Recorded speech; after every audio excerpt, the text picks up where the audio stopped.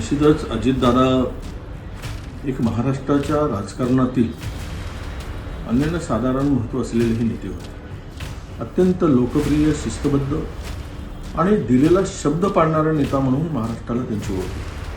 धाडसी निर्णय घेणं, सकाळी 7 वाजता उठून कामाला लागणं आणि जनतेचं काम करणं, आणि विशेष म्हणजे जे होणार नाही ते होणार नाही म्हणून स्पष्टपणे सांगणं, आणि जे होतं त्यामध्ये कुठेही आळेवेळे न करता ते काम करणं, असा स्पष्ट असं एक ज्याला आपण म्हणू की फार क्वचित असे नेते होतात.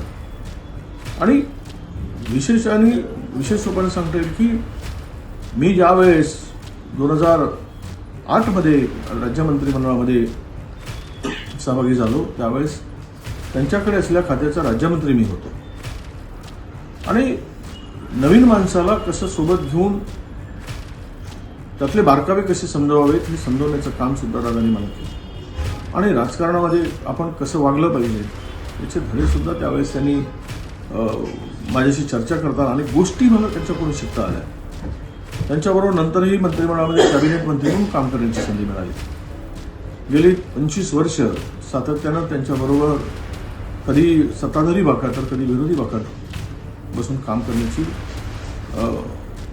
संधी मिळाली. आणि आज महाराष्ट्रातील हा एक मोठा नेता की जे कल्पनाच करू शकत नाही, जे कल्पनेच्या पलीकडचं आहे की असं होऊ शकतं, असं घडू शकतं, असं अचानक काळाने घाला घालून एका लोकनेत्याला, एक समाजाप्रती समर्पित असलेल्या नेत्याला महाराष्ट्राला मुकावं लागलं हे अत्यंत दुःखदायक, वेदनादायक आहे.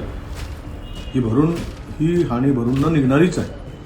मी ईश्वराला प्रार्थना करतो की त्यांच्या कुटुंबियांना आणि त्यांच्या सर्व प्रेम करणाऱ्या अपतिष्ठांना, पक्षातील सर्व लोकांना या सगळ्या दुःखातून सावरण्याची शक्ती, बळ ईश्वर देवो अशी ईश्वराला प्रार्थना करतो. आणि न भरून निघणारी हानी झाली, महाराष्ट्राची प्रचंड ही हानी मला वाटतं की अजितदादाच्या निघून जाण्याने झाली आहे. ही पोकळी कधी भरून निघणार नाही असं मला वाटतं.